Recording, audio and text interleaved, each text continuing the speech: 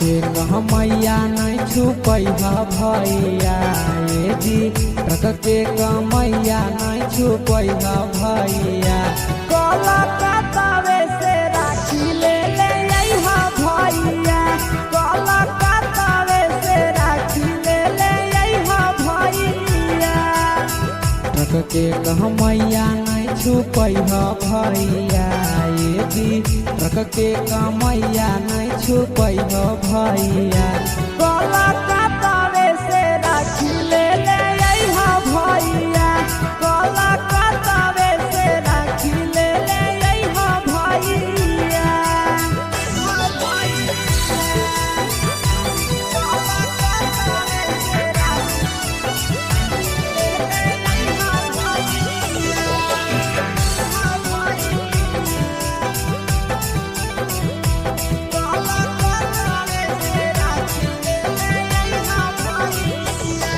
हमारा ले लइहा भैया महंगा वाला राखी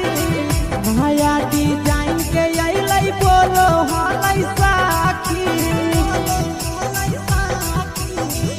हमारा ले लइहा भैया महंगा वाला राखी नया डिजाइन के अइलै बोलो हलै साखी बहिनी के यार ना तोड़ी हा भैया ये जी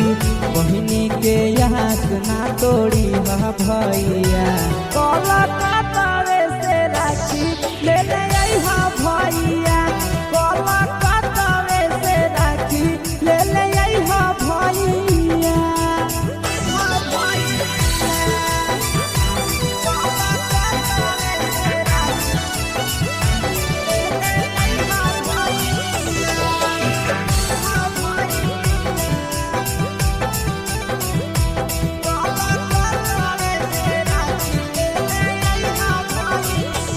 साल भर के भरब हकई करिहा नहीं मिसा हो आशीष यादव भैया पीरिया पीरिसा हो साल भर के भरब हकई करिहा नहीं मिसा हो आशीष यादव भैया पीरिया पीरिसा हो और बेला लेट न करी भैया ये